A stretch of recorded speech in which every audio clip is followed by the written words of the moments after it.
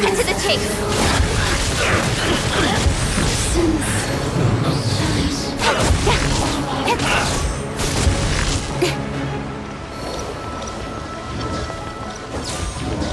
The Fatui's numbers are thinning! Fight on, comrade! Once we finish this lot off, the Adepti will be able to deal with the god in peace!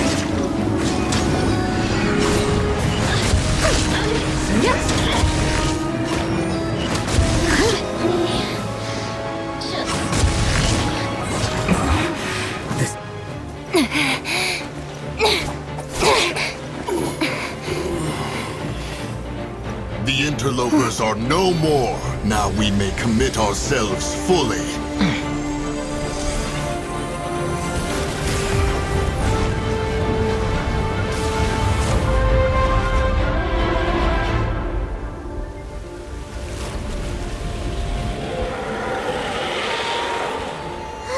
It's working! We just need to keep this up!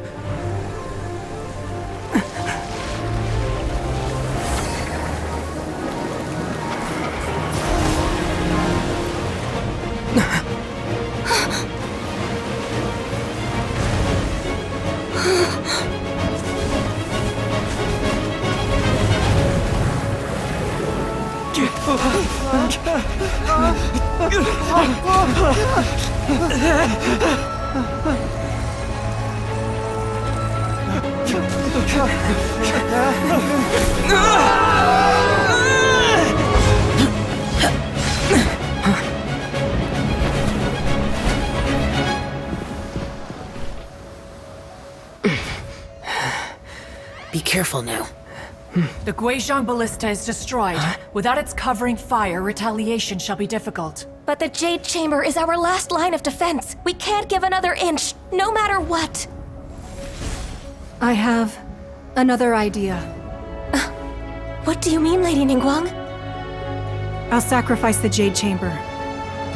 What is the meaning of this? I understand. Traveler, lend me a hand. Farewell, old friend. Goodbye for now. Let us meet again in the future.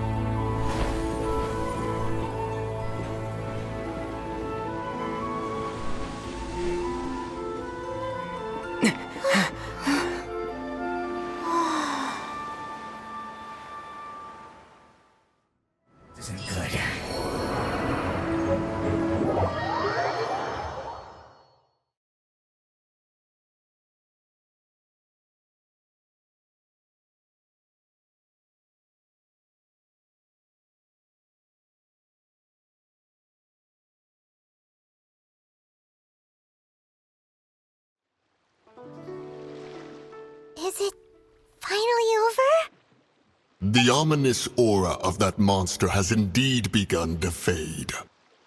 The effects of the Sigil of Permission last but a short time. It will be some time before the Overlord of the Vortex can make any waves again. We are indebted to you for your assistance. If the Adepti hadn't happened to be here, the future of Liyue Harbor would surely have been in great jeopardy. Save your flattery. We didn't just happen to be here. Surely you won't pretend to have forgotten the reason for which we came. Come now. There's no need for such harsh words, Cloud Retainer. I've heard that when Ningguang began learning to do business, she had already started setting aside part of her then limited income in preparation for building the Jade Chamber. At first, it was only the size of a small room, but with continued expansion, it has become the palace that lies before you now. It is a testament to Ningguang's entire life, both as a businesswoman and as the backbone of the Liyue Qixing. Seeing the Jade Chamber destroyed in the defense of Liyue means much to her. To me, such cooperation and sacrifice deserves at least some recognition, don't you agree? Well, I was really hoping you would say that such sacrifice could at least be used as some leverage in our negotiations. Thank you all for hearing me out. We know very well why the Adepti came here today. But please forgive us. We cannot yield to your wishes. Oh? 3,700 years. According to our records, the Adepti signed a contract with Rex Lapis to protect Liyue 3,700 years ago. Even to this very day, Liyue and its lands have stood the test of time, immovable as stone, just as it was thousands of years before. This is truly no small feat. But that does not mean that the Liyue of today is the same city as it was all those years ago. Do not merely cast your protective gaze upon the land. Instead, focus your sights on our city and each of the citizens that dwell within it. Are you questioning our means of protecting Liyue? I mean no offense. I simply hope that our Adepti forebears would see Liyue in a new light. Forebearers, you say? One doubts you would be fit to be part of such a lineage. This morning, Rex Lapis appeared to me in a dream. What? In the dream, I yearned to tell him that we Qixing, though mortal, are equally bound to the contract. Each passing generation of the Qixing leaves many things of value to be inherited by the next generation. I also thought to tell him how the past generations of Qixing had strove under his rule to survive in our mortal world, establishing a network of contracts which has since come to be known as trade. But I dared not speak. I could only gaze at him in silence until the moment I awoke. Oh, Ningguang. Yet another perspective. What are you trying to say, Outlander?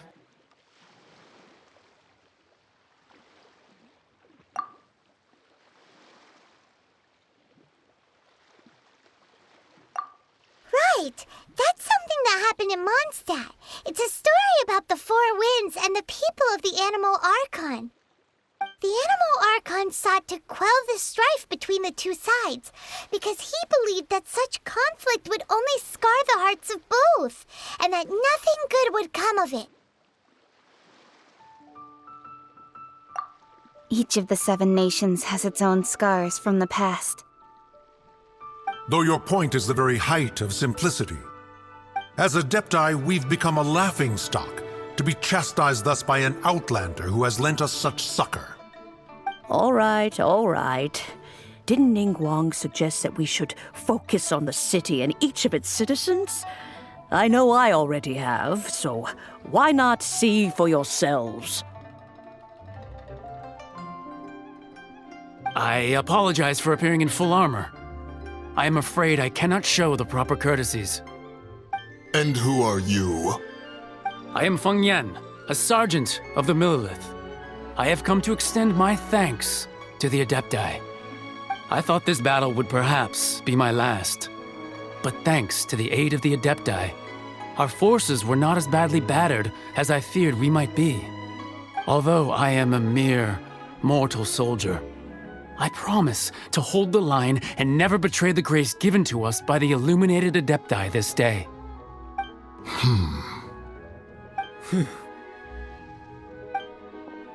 Huh? Why does everyone look so down? Didn't we just beat that big monster? Weren't you frightened, dear? It was quite the predicament.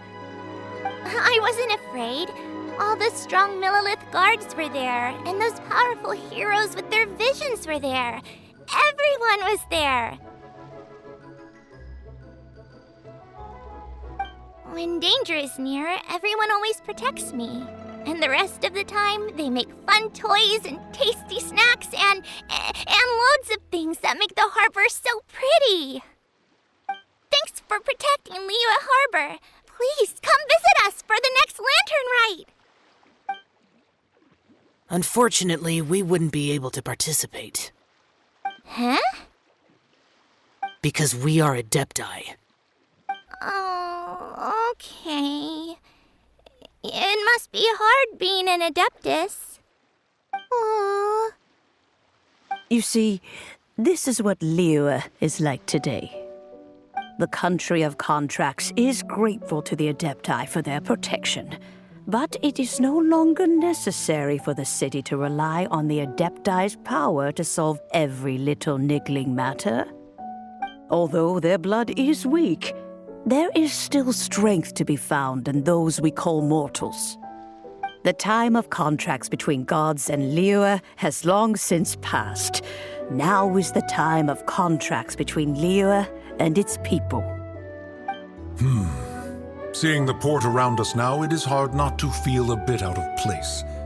Wouldn't you say so, Cloud Retainer? Your line of inquiry is askew. One did not spearhead this expedition to Liyue Harbor. Seems like the Adepti have had a change of heart. Let us return now. Eager to leave, conqueror of demons. Yes, one understands what the Conqueror of Demons means. The city of Liyue has changed much after our long separation. One fears that by the time one finally grasps the new contracts of Liyue, you humans would have once again changed the place beyond recognition. Fair enough. Away we shall, and return whence we came.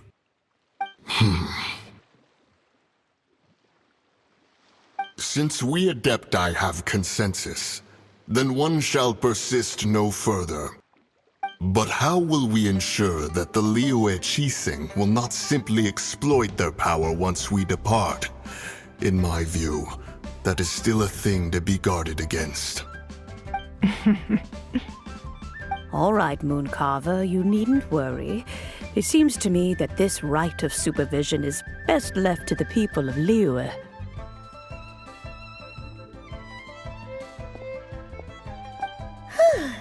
Looks like the conflict between humans and Adepti was avoided. All's well that ends well, huh? Oh, right! It's nice that we've got peace and all, but we're forgetting one thing. Childe wanted to unleash the god so he could lure Rex Lapis out. But we were able to handle the Overlord of the Vortex on our own, so Rex Lapis never showed up.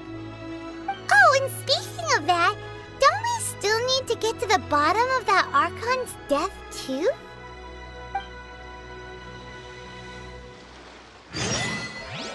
Paimon doesn't get it.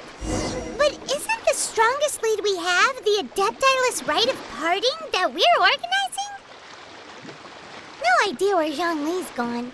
Let's ask for him at Wangshen Funeral Parlor.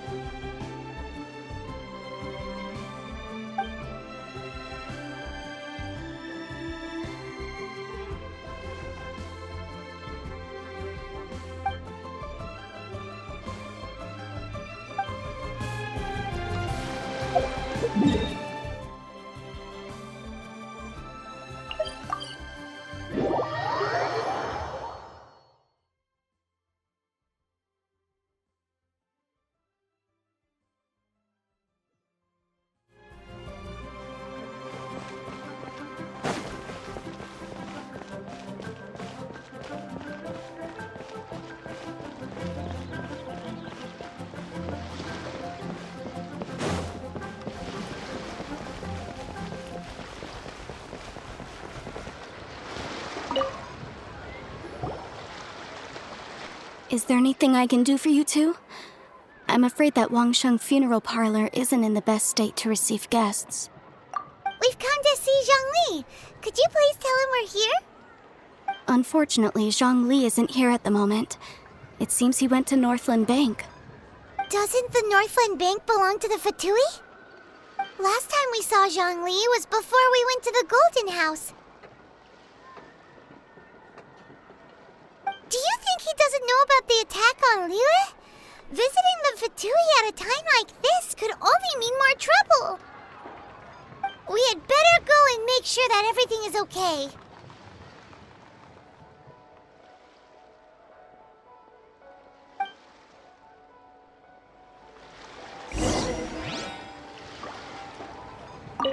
Come to think of it, I wonder what business Mr. Zhongli has at the Northland Bank. He didn't tell me either.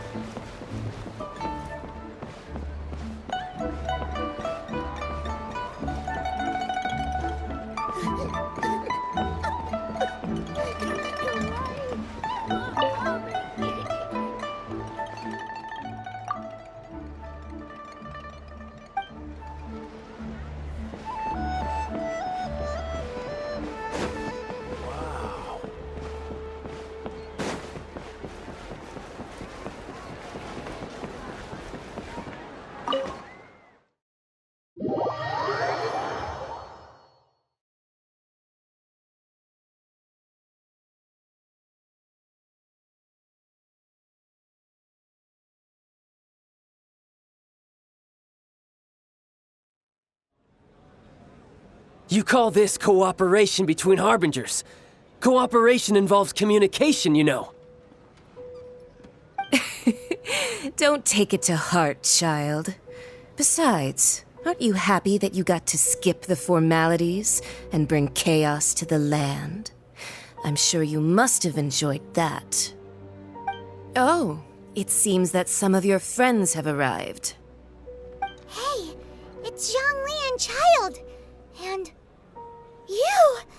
you're also one of the Harbingers? It's you two. I believe we've met once before. In the city of Bards, was it? I'm glad you still remember my name. Ah, right. I imagine that it must have been rather hard to forget watching helplessly as something precious was snatched away from your friend. Well, if it isn't you two. This is our first time seeing each other since Liyue was nearly wiped off the map. This is certainly a bit awkward, wouldn't you say? Paimon knew that we should never have trusted a Fatui Harbinger. Oh, now don't say that. Sure, I may have misled you, but I never had anything against you personally. Besides, I thought we were getting along quite well together, didn't you? Except for that little tussle we had at the end. Nothing personal. We just have different views, that's all. Of course, you may very well hold this against me, but that's up to you. The real deceivers here are Senora and Zhongli. Curse them for leading me on. So actually, I think... Stop wasting time, child. There'll be plenty of time to chat once I'm through here. You remember the agreement, Morax. Now, if you would be so kind. The Gnosis, please. What in the world are you talking about? The contract is fulfilled. That which thou seeketh is now bestowed unto thee. For my promise is solid as stone.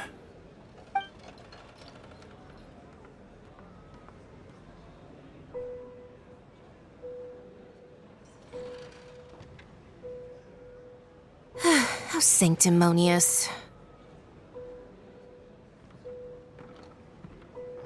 What? So you're the Lord of Chiao?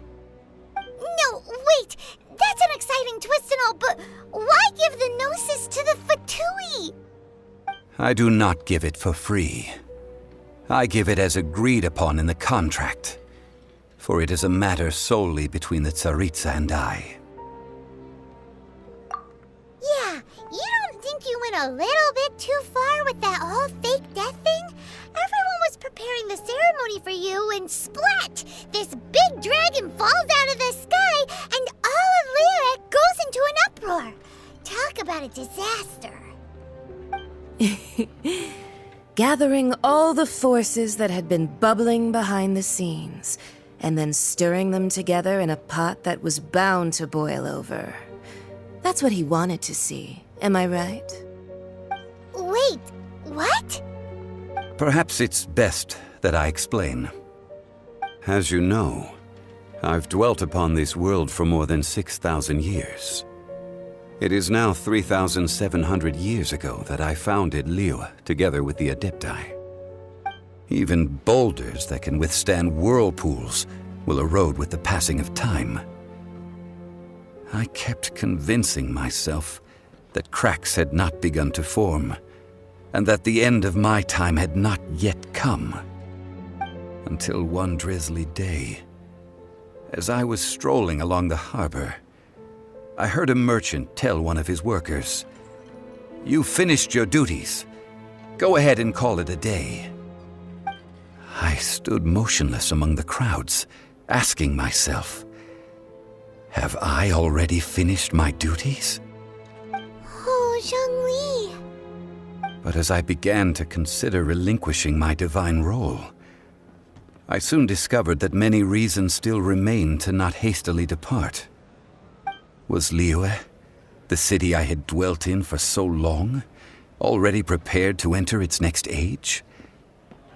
I decided that a test was needed in order to reveal the answer. So I feigned my own death, and gathered the cast of Childe, the Adepti, and the Liyue Qixing to play their roles together on the stage that was Liyue. Indeed I was. The gnosis which I had kept for so many years suddenly seemed to have lost its meaning. That's right, which is why I continued to safeguard the gnosis until now. So you mean that if the chaos ever reached the point of no return, you would simply appear and use your divine powers to bring Liyue back under control? Of course, and it would have been all too easy for him too. Just as a child quickly matures after losing their parents, so has Liyue matured when faced with the death of its deity. In the end, the resolution to all that has transpired was even more satisfactory than I could have hoped for. Take the Adepti, for instance. Owing to their years of seclusion, they were the least informed. Yet when faced with a crisis, they commendably showed the greatest amount of restraint possible. Not only did they manage to cooperate with the Qixing, but in the end, they even made efforts to understand the hearts of the people. Credit is also due to Signora, the emissary dispatched by the Cryo Archon to fulfill our contract. At my request, she kept everything she knew in strict confidence. This despite the eavesdropping ears of her colleague, Childe. This meant I could remain as Zhongli, even having the chance to fulfill the age-old traditions of Liyue in this mortal form. Thank you for joining me on this journey, traveler. All of these things turned out as I had planned. There is only one thing that I had not anticipated, and that was the conduct of the Liyue Qixing. I had expected them to do no more than the Adepti, to come to the defense of Liyue. But when all was said and done, they seized the opportunity to supplant Liyue's divine protectors, and used the subsequent power vacuum left by my death to quickly gain complete control of Liyue. Huh? That doesn't sound good at all! Ha! On the contrary, I think it is excellent. I had always feared that it was too soon for them to take over from me. And it was also that which I longed for the most. As such, this is the best parting gift anyone could have given this god of old. Hey, what about me? Doesn't anyone feel the least bit of remorse for deceiving me? You've practically kept me in the dark! I think that thanks would be more appropriate. You certainly played no small part in all of this, wreaking havoc and turning the city upside down. The Lord of Geo ought to thank you for your performance, if anything. If you hadn't created the pressure of a battle between mortals, Adepti, and a god, the lump of coal resting in the hands of the Liyue Archon, Liyue, would never have been able to become a dazzling diamond of a city. Huh? Just whose side are you on, mocking me like that? Are you itching for a fight? Be that as it may, you've come out of this as the hero of Liyue. I, on the other hand, will be forever prescribed as a disturber of the peace, no? Well then, with the Gnosis in my possession, I have no use for such idle chatter. We should return to Zapoljarny Palace and seek an audience with Her Majesty, the Tsaritsa. Come, child. Fine. I'll meet you there later. I'm not sharing a boat with the likes of you. Do as you wish.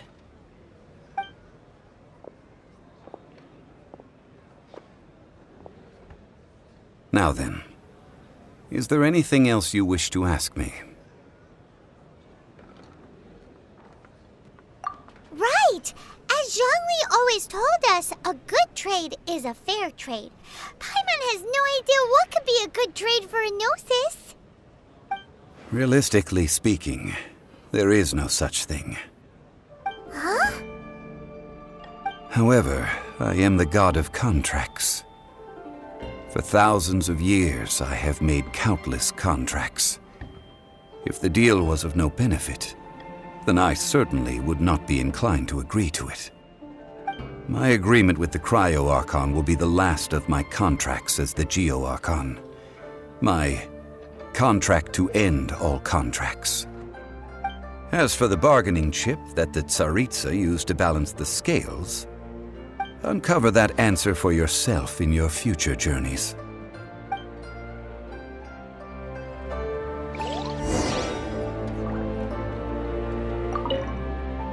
Paimon can't absorb so much information at once. So, Zhongli, what sort of contract did you sign with the Cryo Archon? Paimon's so curious. One of the clauses of our contract was not to divulge any of its contents. Ugh, you're so petty.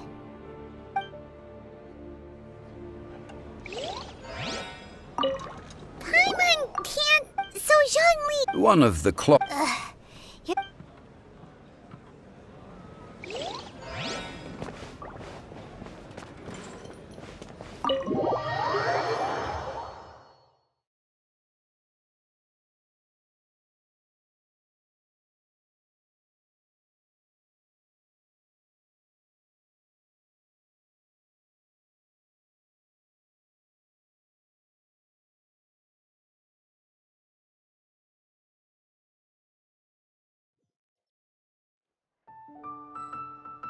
Today's the day of the rite of parting. Although the star of the show is fake, we spent so much time trying to organize it, it would be a real shame not to go there now.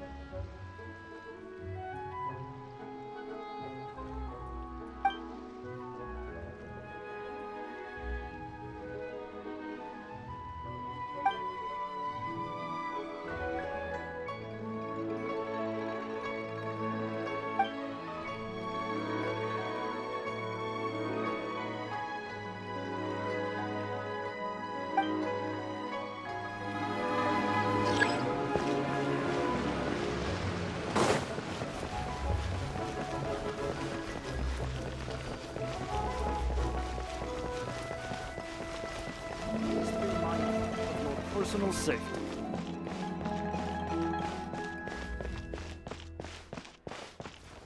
Oh, well, since we're going through with this rite of parting, I guess it means that those rumors hit the nail on the head.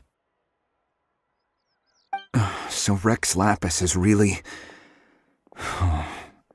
But they didn't catch the culprit, did they? Oh, come on. Do you think that the assassin could have been a normal person? You know what I think. I don't think any of the gossip on the streets you hear from those shady types is worth anything. There's only one real possibility in my mind. I've heard that the assassin was that Fatui fellow. Youngish, pretty high in rank. I think they called him Childe. The Fatui? They certainly are very suspicious. Who knows what those greedy, crooked folks... Shh! Lower your voice. If the Fatui catch you in their sights, Rex Lapis won't be around to protect you this time.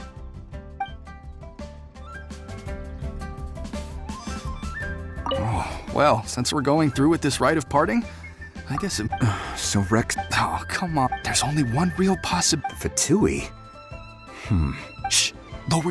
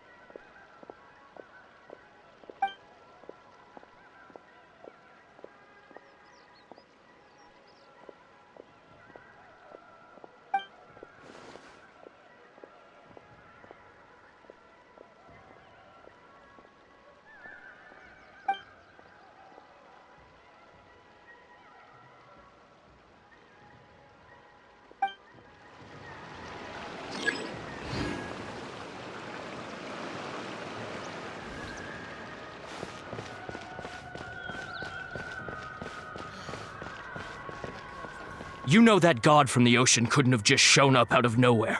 I mean, it's been 2,000 years since Rex Lapis subdued it. Yes, and to think that this happened right on the heels of the incident with Rex Lapis, too. Say, do you think the person who assassinated our lord and released that evil god might have been one and the same? Now that you mention it, that's very possible. Yes, it's very possible indeed. I mean, it all fits together. That person must have colluded with the evil god to harm Rex Lapis. Oh, that wicked, black-hearted scoundrel. Still, what sort of supernatural prowess must this person possess to be able to do such things? I have never heard of such a person in all my years. Ah, forget it. Guessing's no use to us. Look, the Millilith over there looks like he's about to make an announcement. Let's hear what the Ministry of Civil Affairs has to say first.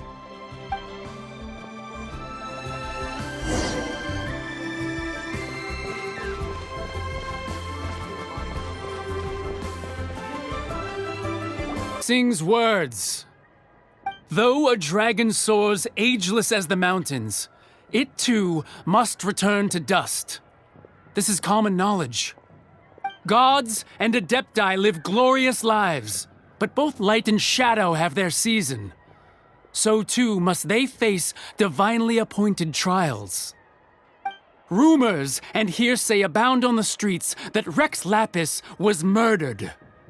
Now, let the truth be revealed. Having been thwarted in his trial, Rex Lapis's soul has recouped the celestial heights. He beseeches the people of Liyue to grieve not and to let not their hearts be saddened. Nor are they to believe street-born rumors or indulge in baseless speculation.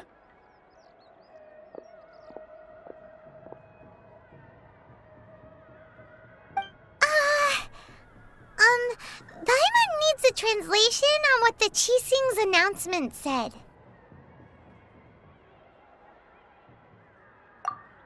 So that's how they're spinning it.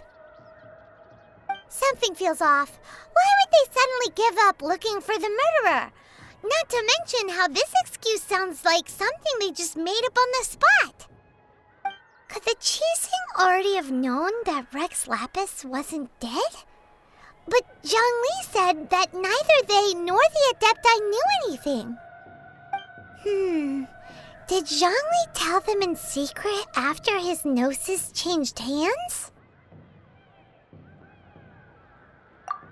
Exactly, right? Ooh, seems like the rite of parting has been going on for a while now. Let's go have a look.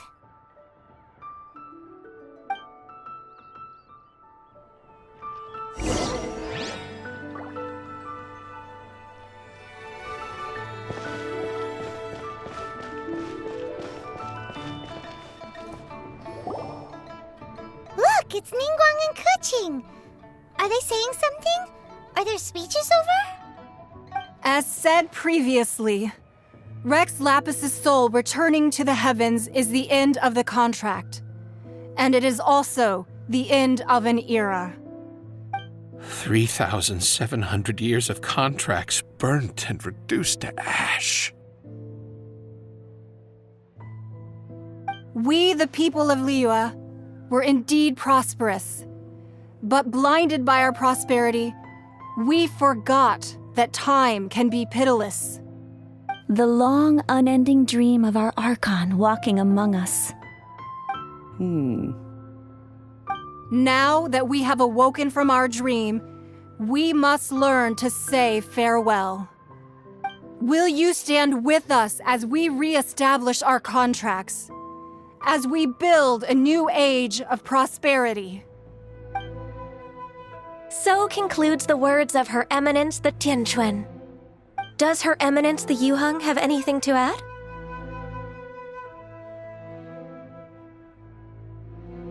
Huh? Is she looking this way? Traveler.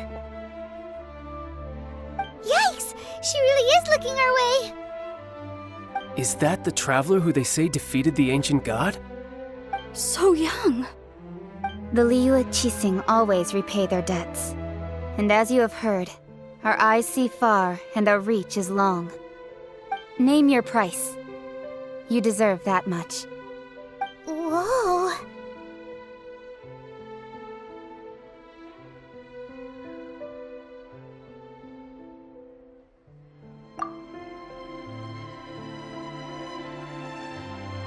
Well, could you help me put up some missing person posters?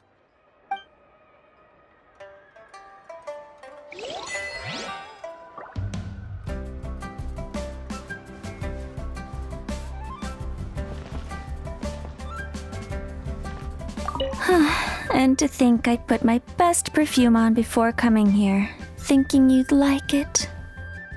But it seems as if those perfumes really were meant to be offered to Rex Lapis. Well, that's fine. Suffer no rivals in love, they say.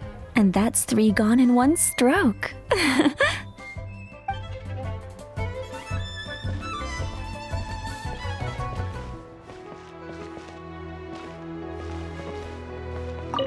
As for the mortals and Adepti of Liyue, what shape shall our relationship take from now on?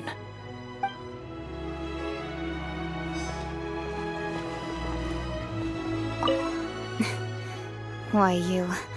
Were you just trying to look cool earlier, or are you really that selfless? If you were looking for someone, you could have just told me that in private.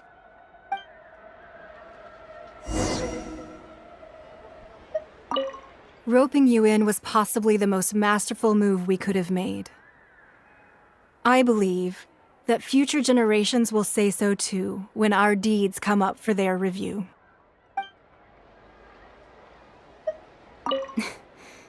If you were looking for someone...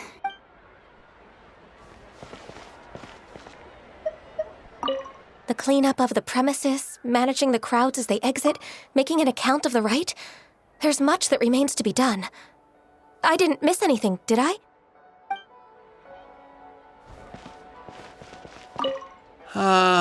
Rex Lapis. Rex Lapis. Now that I think about it, if everyone's of the same mind as me, perhaps mementos for Rex Lapis might be the best short-term business opportunity.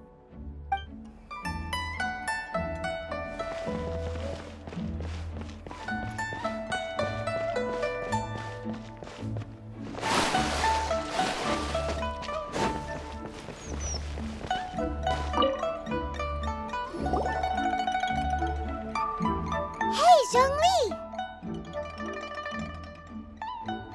Look at this.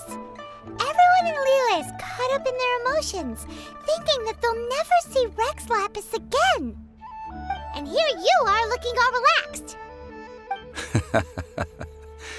Why would I not feel more at ease after laying down the burden I have borne for 3,700 years? Right. If the two of you can spare the time, I should treat you to a meal at the Liyue kiosk. Ha! That sounds like big talk, Zhongli. Paimon might have believed you if you were treating us to some third-round knockout, but you'd have to pay out your nose just to stand inside Liyue kiosk. Are you sure you can afford it? You're right. I do like the Mora. But why would Morax lack Mora? As the Rex Lapis Morax, I can easily create Mora. But since I have chosen to walk this earth as the mortal Zhongli, I should abide by the same rules that mortals do. When I was journeying with you, though I still had the Gnosis in hand, I knew that I must soon retire from my role as an Archon, so I had to rehearse a little for my new life. Oh, no wonder! Paimon gets it now. You didn't look at the price tags when we were spending because you've never had to. But since you weren't used to not being able to just make more Mora as and when you wanted to, you had to try becoming a parasite to society who lives off of other people's credit. Well, we were only spending Fatui money. You don't have to say it like that. In the City of Commerce, we do not merely exchange money or goods.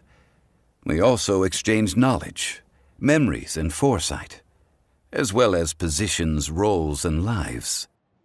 The Archon Morax could never experience life as the true mortal Zhongli could, no matter how many times he descended to be with his people. I must thank you for that. I will treasure the memories that I made as Zhongli, traveling the streets of Liyue with you. That is true. But there is no journey that does not end. No meetings without partings. Paimon thinks that we should make a move and continue our search for the Seven. I fear that continuing your journey may be difficult. The nation that neighbors Liyue by sea, Inazuma, is presently closed. Yes, the nation has been closed by order of its deity, the Electro-Archon Ball. And just as the people of Liyue preferred to call me Rex Lapis, she too goes by another name among locals in Inazuma. Paimon thinks we've heard that one before. Raiden? That is the case. And since Raiden is also the Shogun of Inazuma, people call her the Raiden Shogun. That said, though people at the wharf were saying that the situation in Inazuma is very tense, Paimon doesn't remember that always being the case. It wasn't that bad last year. Zhongli, since you're Rex Lapis, shouldn't you know something about what's happening there? Just how did Inazuma become a closed nation? It's because of visions. Visions? When faced with circumstances beyond their control, humans often bemoan their lack of power. But if a person shows true strength of will at a desperate and fateful moment in their life, the gods will look upon them with favor. This is what visions are. Magical foci bestowed upon those who have been acknowledged by the gods. Uh-huh. That's how people in Teyvat see it. But starting from last year, the Raiden Shogun began promulgating the Vision Hunt Decree. Vision Hunt Decree? Yes. It was an order to seize all visions within Inazuma's borders, and to inlay them upon the hands of the statue of the omnipresent god. They want to seize visions. But why?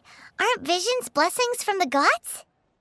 I should think that in the Raiden Shogun's eyes, it is precisely because they are divine blessings that they should be under the sole dominion of divinity. Whoa, that's harsh. The Anemo Archon is the god of freedom, and the Geo Archon is the god of contracts.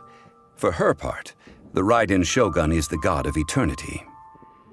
It seems as though she has finally decided to eliminate any unstable elements that could pose a threat to her eternal realm.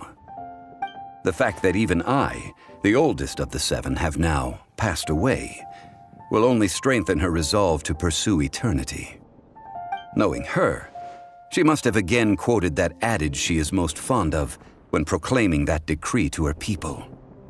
7 ideals for 7 gods, and of these, eternity is nearest unto the heavenly principles. All right then. Was there anything else you wish to know? Ah, that was a good one. Failing a divine trial. How they came up with that excuse, I will never know. That said, the reason why the Qixing were so eager to resolve the incident and stop pursuing the culprit was indeed because they received news in secret that Rex Lapis was not dead. I hinted as much to the Adepti as well. How did I accomplish that, you ask? Have you ever heard of this particularly convenient Adepti art known as gifting dreams and visions? All right then. Was there anything else you wish to know? Yeah, about that. Before the Qixing made their announcement, we listened to a lot of people talking on the way. Most of them put the blame for everything on Childe. These are indeed false accusations. But it remains undeniably true that Childe did send people to the Jade Chamber to prevent the Adepti and the Qixing from defeating the ancient god. I've heard that Ningguang is busy milking that for all it's worth on the foreign relations front at the moment, browbeating the envoys of the Fatui. Ha! Those poor Snezhnayan diplomats.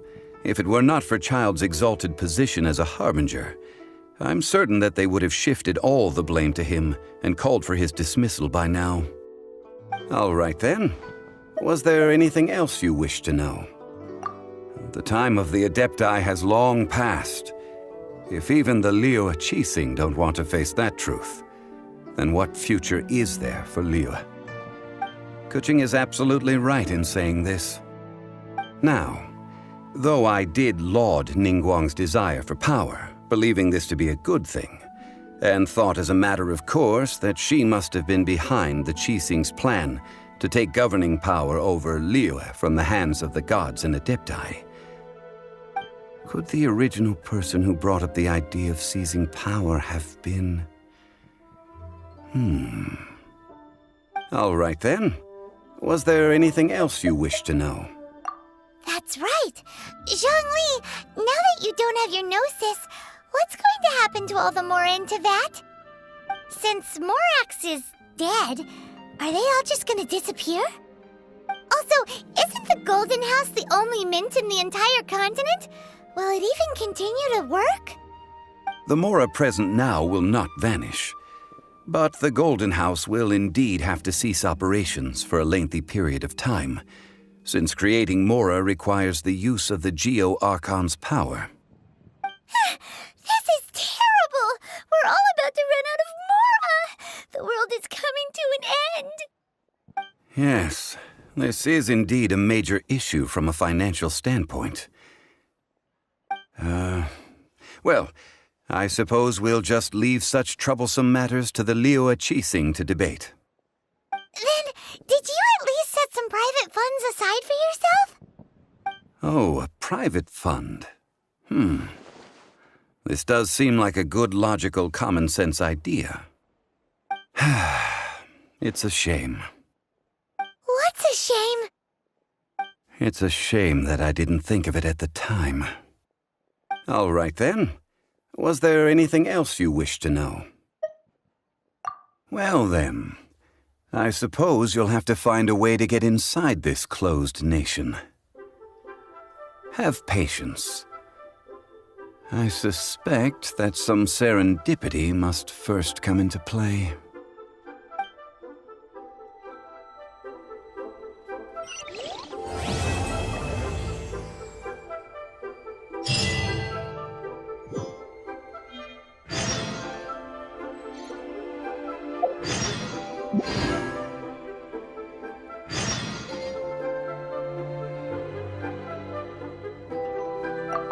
All right, then. Was there anything else you wished to know? Well, then. I suppose you'll have to...